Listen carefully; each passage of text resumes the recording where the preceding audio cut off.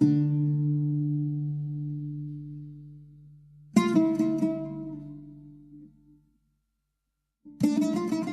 have said repeatedly that I intend to close Guantanamo, and I will follow through on that. I've said repeatedly that America doesn't torture, and I'm going to make sure that we don't torture.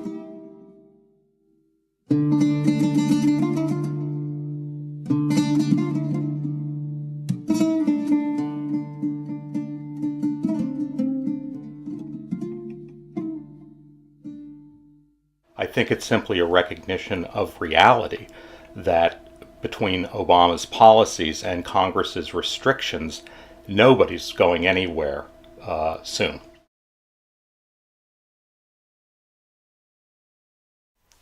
All of Guantanamo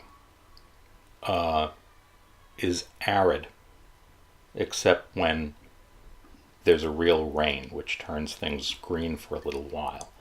It's dusty. There are cactuses around. There are hills. From an American standpoint, it's similar to the hill country in Texas. You drive along the road toward the camps. You have to go through a checkpoint where guards with automatic weapons are waiting just in case. There is a large camp on your right that used to hold the detainees when there were hundreds of them, 500, 600 of them. They have since been moved, as the size of the population has shrunk, to a maximum security prison modeled on a U.S. maximum security prison, which is meant for isolation. But the administration has allowed the men to operate communally with each other, because that takes some of the pressure off. I won't describe necessarily inside the facility because I want to give you just a sense of the geography. Right next to Camp 6 is Camp 5. It's where the hunger strikers are. It's where the men who have been convicted by military commissions are. It's where men who are being punished are. There is Camp 7, which nobody is supposed to know where it is, which houses the high-value detainees, such as the 9/11 detainees. Then, some distance away, there's the hospital. But the main thing to keep in mind is you drive down the road, and on the left you have these giant, forbidding maximum security prisons that you'd find, say, in Florence, Colorado.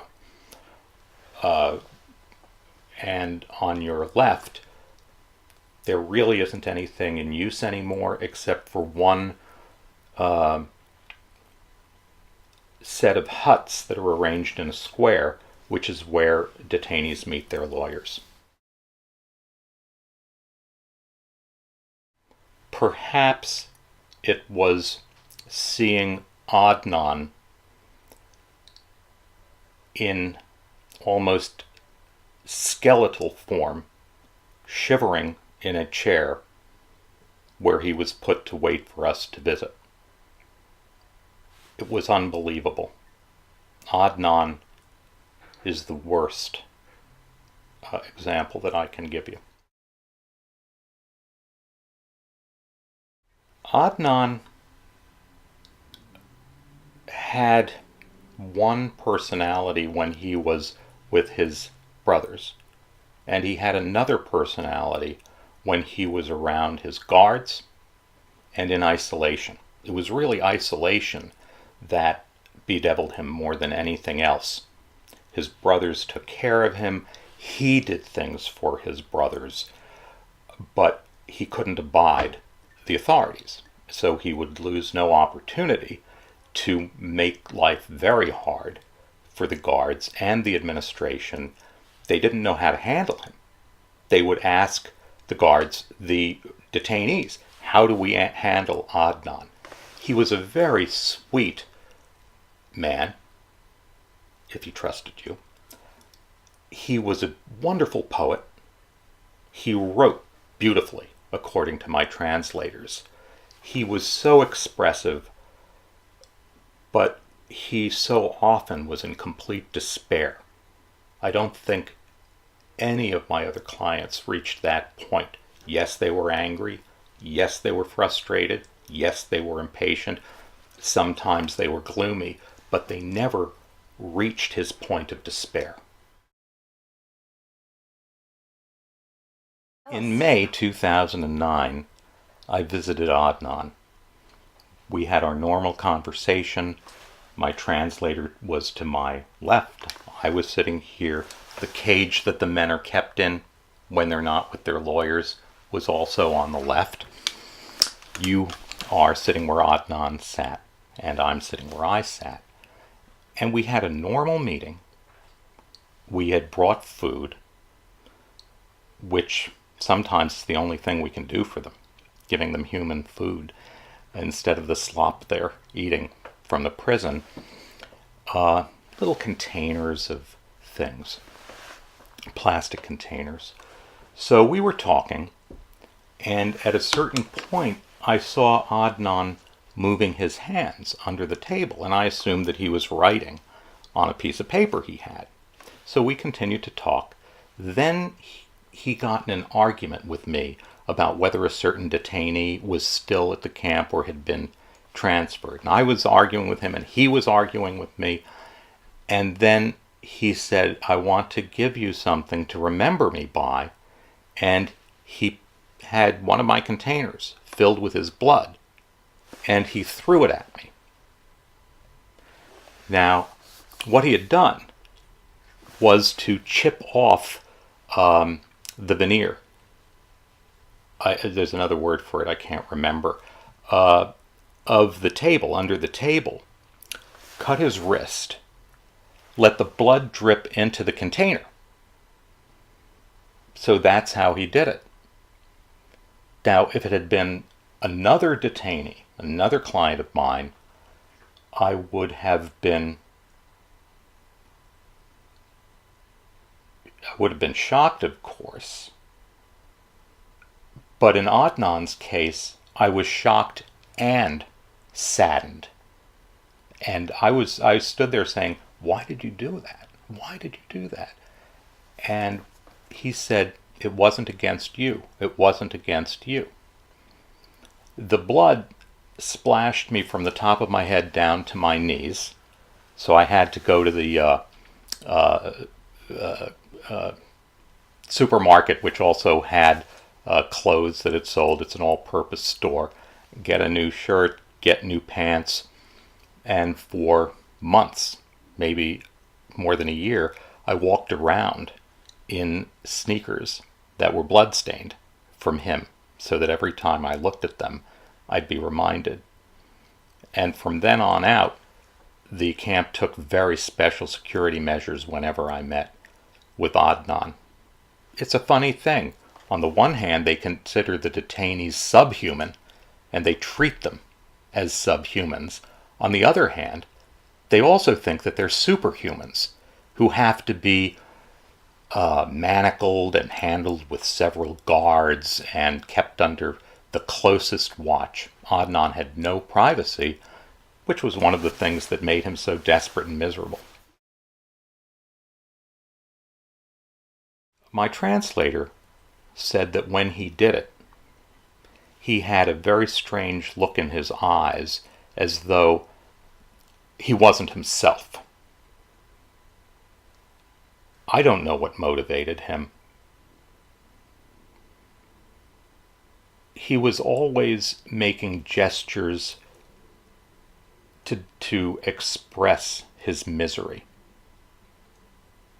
And that was probably one of them. Yes, I do. Not a day goes by. I wish that I had been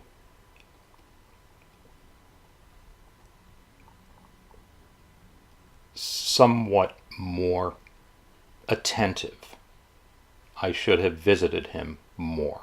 I tried to be as much of a comfort as I could be, but there was never enough time to spend with him. I wish I had written to him more. I don't really have regrets except for the fact that I didn't pay more attention to him. We've been in touch with his family every 2 weeks or so. We were the ones who told them that Adnan died. The U.S. government didn't tell them. The Yemen government didn't tell them. ICRC didn't tell them. And so we called up and told them. The brother, Muhammad, who we spoke to, was in a state of shock. When his father came on the line, you have to imagine fire shooting out of his mouth, 30 feet, 40 feet. I can't even begin to tell you. And it's not a surprise. I think that Adnan, apart from Adnan being one of his children, I think that Adnan was the favorite in the family. We asked what the boy, Adnan's son, how he reacted, and he reacted, Papa, I want to see Papa. But it wasn't to be.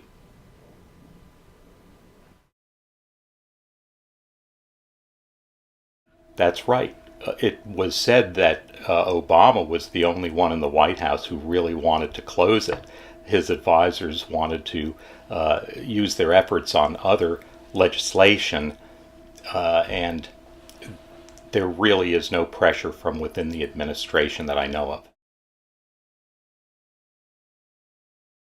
The Yemenis in Yemen, of course, I do. I represent 13 of them, and the human rights organizations and the civil liberties organizations and some newspaper editorial boards. Well, as I mentioned, Obama decided not to return any more Yemenis to Yemen after the attempted airline bombing by Abdul Matab. There was a great deal of political uproar on Capitol Hill, as I mentioned, because this fellow was allegedly in contact with al-Awlaki, and the shooter at Fort Hood was allegedly in contact with al-Awlaki, and all of a sudden al-Awlaki became Osama bin Laden. And because this contact happened in Yemen, everybody was saying we can't send any more Guantanamo detainees back to Yemen. Not everybody, but powerful politicians in Congress. Obama never wants controversy on Guantanamo. So he poured water on the fire by saying, okay, I'm not going to send any Yemenis back to Yemen. Unfortunately, it's Pentagon propaganda, and it's stuck. They never tell you who the 28% are. We've been asking for a list for years. How can you believe them when they won't even tell you who they've identified? Secondly, the agencies responsible for collecting this information doesn't even use a consistent set of criteria to determine who it's going to identify. And I'd also say, although it's not much comfort, that the 28%, there's 28% that the Pentagon believes returned, quote, to the battlefield. Half of the 28%, and the rest of them, maybe. But the numbers are meaningless as long as they refuse to say who they are so we can check it out.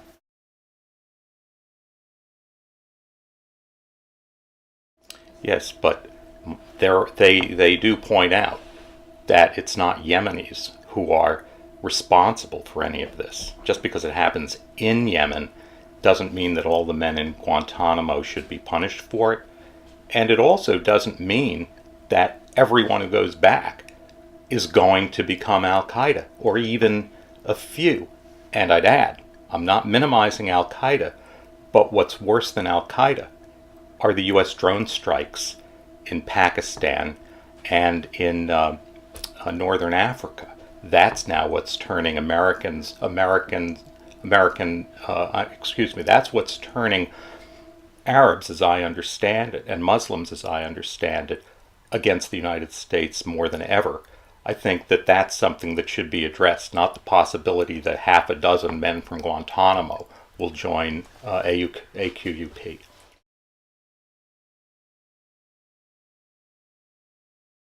I don't think it does, because the perception of Yemen in Congress is still the wild, wild west, with Al-Qaeda running around fighting the government, and the government always claims that its opposition is Al-Qaeda, by the way.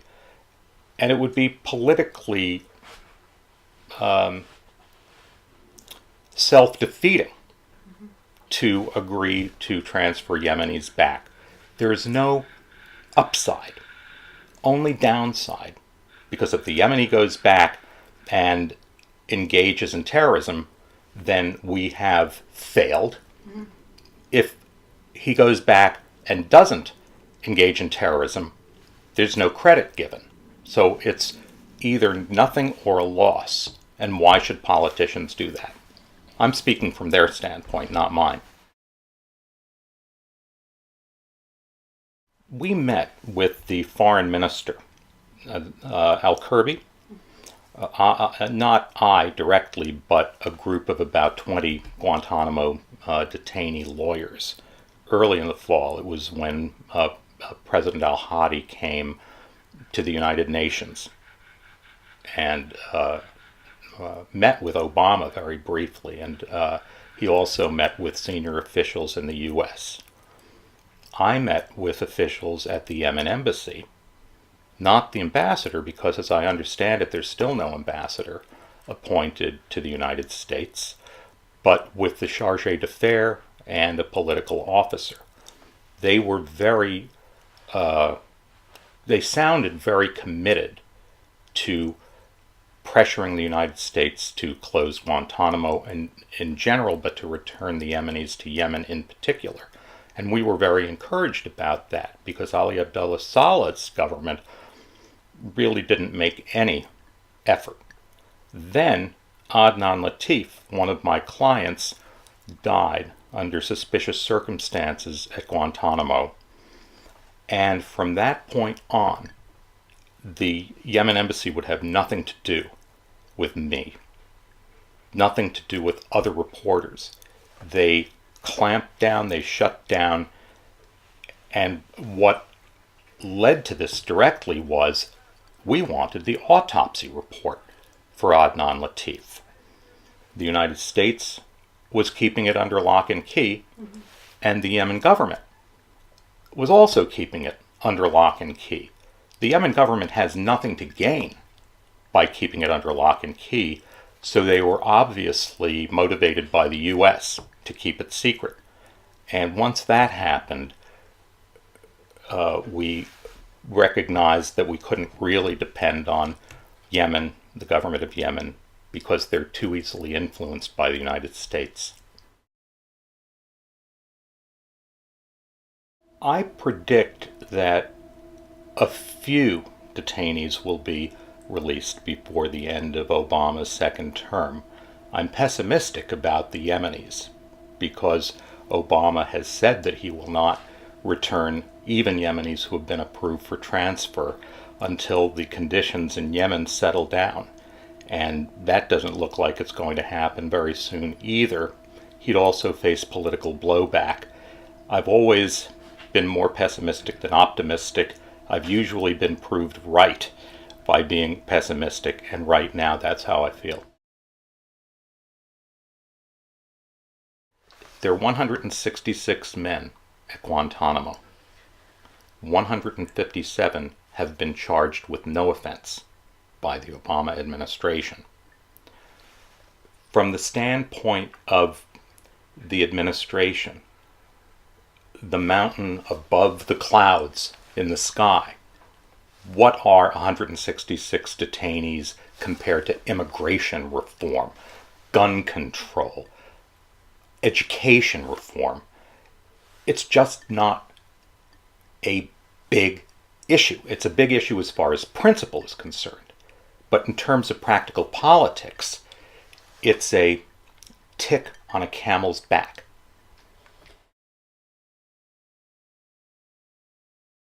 The only thing I can think of at this point is for international pressure to be brought to bear on the administration. International human rights organizations, the UN, countries that matter to the United States, and by means of moral suasion, get Guantanamo moving again. Yes, there are two men who I think are worthy, especially worthy. They're all worthy. But I like to go for the ones who stand out first.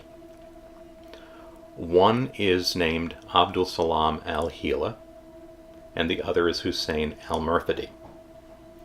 Abdul Salam was a very influential figure in Yemen, in Sana'a, particularly wealthy, well-connected, widely respected, a big deal in colloquial terms. I think that there would be a lot of support. I think there is support in Sana'a for getting him back. I don't know that it's universal, but he's made offers to go back and help smooth things between the tribes, help smooth things with the government. And so far, I've communicated this to the embassy, by the way, but there's been no action that I can tell. No action. Especially after the Adnan situation and the embassy shut down. But simply on the strength of his influence and political possibilities, he's someone who should stand out and be sent back. The other one is Hussein al-Murtadi, a very poor Yemeni. His family is very poor. He wanted to leave Yemen to go to Europe for greater economic opportunity. So he went to Pakistan, meaning to travel with a religious group which paid practically nothing to travel. They weren't charged, to Europe. He didn't really care where he landed. The group didn't organize itself to go to Europe, so he hired a human smuggler who took him down to the bottom of Afghanistan, where Pakistan meets Iran. He went up to Tehran with his body smuggler, and to make a long story short, the Tehran police picked him up.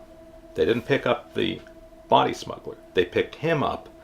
They gave him to the Afghans, who gave him to the Americans. He was then brought to one of the CIA secret prisons, which was known as the Dark Prison among the men, and he was tortured excruciatingly. It was just horrifying. He's a perfect candidate. He's been cleared for transfer by Obama's own task force.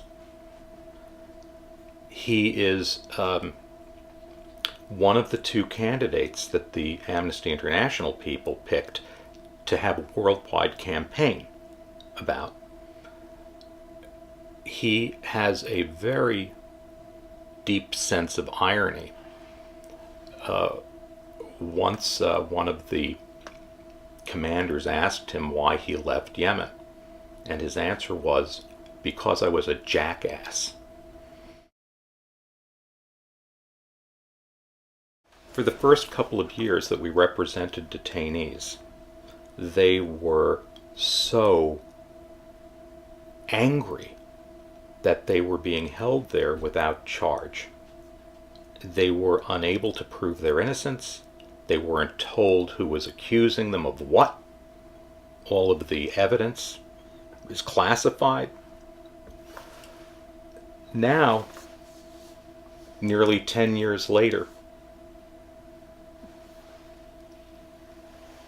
there may still be outrage down there somewhere that could easily be brought to the surface. They just want to get out of there. That is, the focus has shifted from why are we here? Why did they put us here? That was the first question. Why do they put us here? Now they're asking, why do they keep us here? I once asked one of my clients to go through the details of his torture again to prepare a declaration for him for his case, and he said, I'm bored with talking about my torture.